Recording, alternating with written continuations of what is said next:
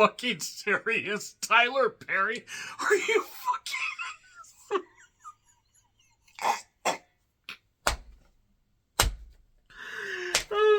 Tyler Perry continuing to prove that he's such an actor.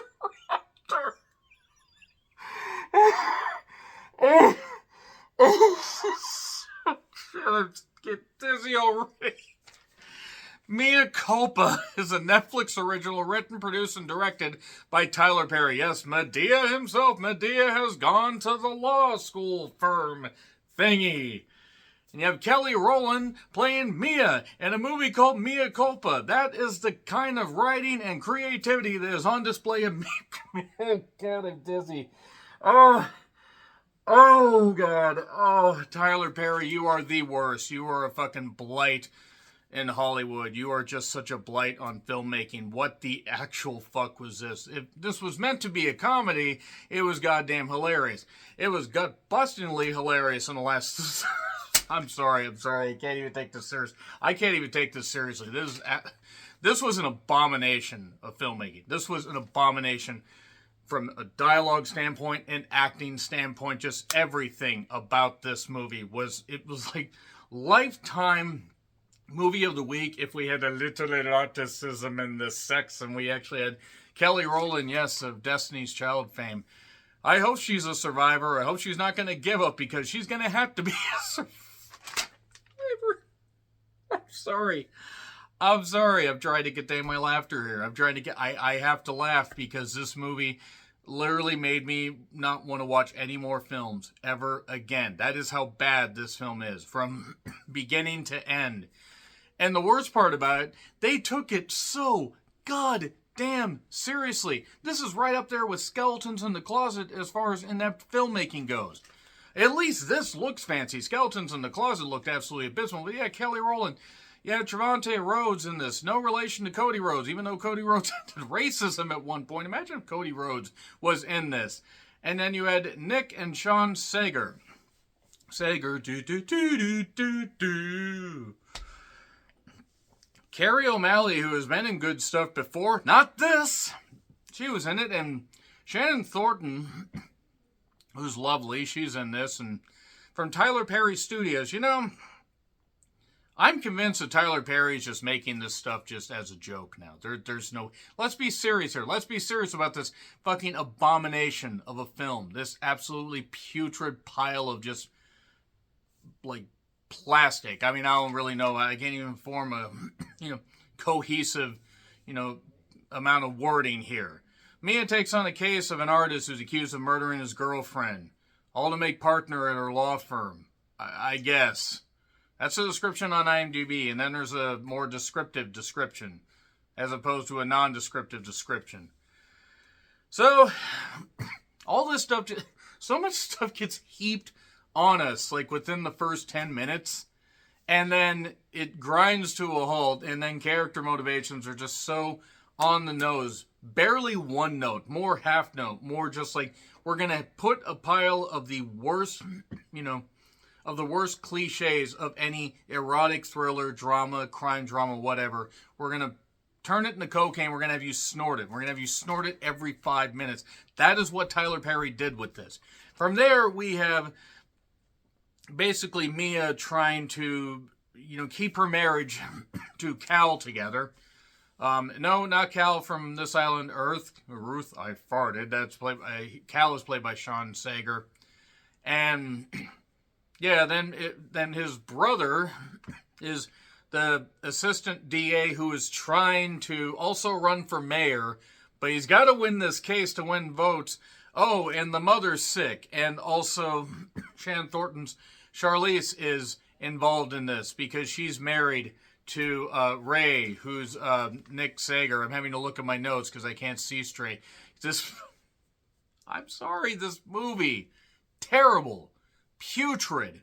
One of the worst goddamn things that has ever been put on streaming.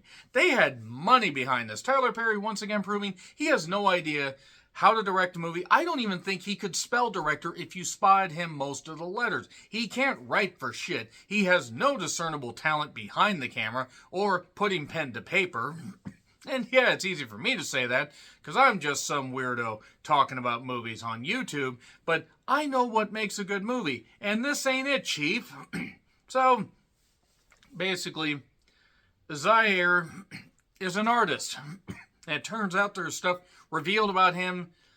You know, maybe there was issues with his girlfriend, some weird shit's going on, all this crazy kind of stuff. Maybe he did it, maybe he didn't. Where'd you come from? Where'd you go? Where'd you come from, Zaire Joe? And then more shit happens, and then we just get some of the worst reveals, especially once we get to about the halfway point, it just gets ridiculous. And then it gets even more ridiculous when one of the characters takes a trip. That much I'll say right there. It's on Netflix if you want to check it out. I have to get into spoilers. This is so inept in every conceivable way. You have to take it as a comedy. Absolute waste of any talent in the cast. 3, 2, 1... spoilers. Tyler Perry is a fucking putrid director and needs to be run out of town on a goddamn train. So, the mother is sick. She has cancer. Fuck cancer. Just want to say that. And she's going to chemo. She also hates Mia. She hates Mia because Mia is not good enough for her son, and even though she doesn't know that her son has actually lost his job, and Mia's been supporting him, and is trying to do everything she can, basically, to do that and pick up the pieces. Pick up the pieces.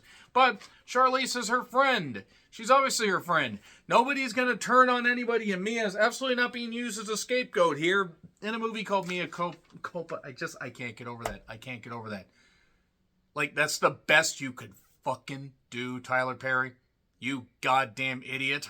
No wonder people make fun of Tyler Perry and say that he's terrible at directing and writing. He's really not that good at acting. I mean, Alex Cross. Really? He thought that was a good idea? So nevertheless, Zaire says he didn't kill his girlfriend.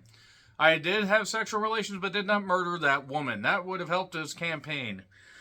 There was so much blood, skull fragments, and all this, and loud noises and evidence. And then there's a video saying, oh, he's going to kill me. If you see this, he did it. And she says, if I take on this case, never lie to me. There's this guy named Maddie that helps her set this whole damn thing, helps set this stuff up with Zaire, because he's a good friend of his. We don't really see this guy Maddie again. We just hear him on the phone. Seemingly they couldn't pay the actor to come back to the goddamn studio or wherever. And then you have Jimmy, who's Ron Rico Lee. Not Rico Suave, unfortunately. He is a private investigator, and he's the best around. No one's ever going to keep him down. Zaire maintains his innocence. And he likes rough sex, according to Jimmy. Jimmy discovers all this stuff and says, well, I talked to him, and if he's lying, if he's not lying, then he's a psychopath, because he said all the right things, but God, he seems really weird. And then Jimmy's suddenly in Mexico investigating this stuff, but he doesn't find anything. Great private investigator stuff there, just want to say. And then there's a lady named Renee that owns an art gallery that has a bunch of his paintings, has people picketing outside of her art gallery, but she won't get rid of them. She's even flipping them off and doing this, and I'm not going to get rid of them. Ha, ha, ha. And then her and Zaire bond over painting. And this is so badly written and badly filmed, and every conceivable detail is like either cheesecloth because of how Netflix decides to distribute shit, or just because, I don't know, maybe Tyler Perry operated the cameras and he doesn't fucking know what goddamn focus is. Every bit of dialogue is stiff, stifled, and terrible. Just terrible. So, he decides he wants to go dancing. It's a sex club that has a bunch of sheets over, I don't know, somewhere in a warehouse or the back of a goddamn auditorium, because there's all these painting lift things and all this weird stuff like they're building sets. Maybe they couldn't build the set, and Tyler Perry said, hang sheets on it, it's fine. Then a random next door neighbor is suddenly his fuck buddy, and then so Jimmy sends her something that proves that Cal is cheating on her, because him and somebody are going into this hotel room 714. She sleeps with Zaire eventually by going back to his studio. I guess. they fuck in the paint, and it's hilarious. And she's got a painting made, or he's got a painting made of her all over, and all these easels and all this framework and all this stuff is hanging over here. And oh, look, she's so beautiful. It's Kelly Rowland. Kelly Rowland is a beautiful woman. She just isn't allowed to display any more than that in this particular movie. And everything's going great. Jimmy apologizes because he fucked up, because it turns out, oh wait, actually, the mom's sick and was moved, has cancer, was moved to the hotel. That's why Cal and that girl were there. It could have been Charlize. It could have been somebody else. There's also this side thing about him, talking to an old childhood friend named Jenna. And then Mia talks to the art lady, Renee, and says, well, he basically used me up after I got him started and got rid of me. And, a snake never turns violent while it's stalking its prey. And then she says, he made a painting of me, and every time he does that, he just does some weird stuff where he just gets rid of people and makes more paintings. And oh, he did the same thing with you, or same with me that he did with you, the painting and everything and all that stuff, and I felt like the queen of the world. And then she goes, while he's painting down literally 10 to 20 feet away on the bottom part of this loft while you just go up these stairs, she grabs these paintings and starts peeling the stuff. And at no point does he say, hey honey, you're here early. Hey, why are you peeling these paintings? He doesn't say that until he sees, or she sees this painting where he's written on the, the X that said that he killed her. Die, bitch, you ruined my life. Oh my God, he did it. And then we're in the last 30 minutes. She goes to this whole thing. It turns out that, well, Cal confesses that he lost his job. He's in rehab. All this stuff's going on. The mother already knew this stuff. And then it turns out that everybody knew that Mia has slept with Zaire. So, that's it. Her life is ruined. She's off to the Dominican Republic. Santo Domingo, I believe, is what she said. Beautiful locations. And Zaire apparently confessed because they had him dead to rights on something. But then Mia sees the ex that he had killed that's not dead. There's just a housekeeper or a maid at this lavish, beautiful hotel, resort, whatever. And she tries to get her. Then she gets pepper sprayed and gets pushed over this cart, and her phone gets damaged. So she had to get a new phone with blackjack and hookers. And then she calls Jimmy. And Jimmy's like, wait a second, this woman's not dead. I don't know how I'm such a bad private investigator. But then, she calls Charlize, her friend, and then talks to Ray, and Ray says, look, I'll send somebody down there, but come on back. And instantly, boom, she is back from Santo Domingo. How quick are these flights? And again, this is all within the last 25 to 30 minutes of the movie. It's incredible. It's just a series of ridiculous bullshit. It turns out Zaire is innocent because, that girl that he was with actually isn't dead. And there's this surprise email that got sent to him. Jimmy sent this email. There's all this art in the deal, in the closet at the mother's house. And the mother no longer has, the cover, the head cover and everything, because she doesn't need chemo, because she's not sick, because she never had cancer. She faked all this. Why'd she fake all this? Faked all this because the son that was running for mayor needed sympathy votes. Wouldn't they have found out that the mother didn't have cancer, and they probably would have called for him to be thrown out? I mean, I know that electoral processes are a little bit weird from a state to a federal level, but still, that's kind of a dick thing to do. If you're not really good enough, maybe don't, use something like that. Just say, hey, my mother was sick with something but got better.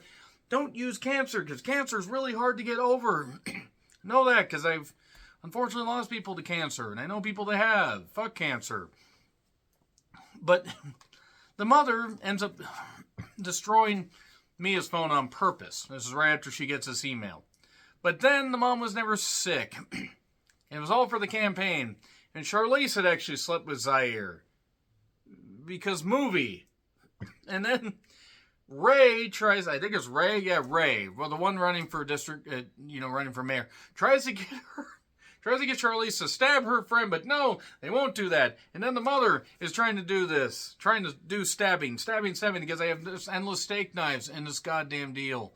And then Ray has a gun and shoots, and there's bulletproof glass on this door. And then Charlize gets stabbed by the mother. All this stuff is happening in such quick succession.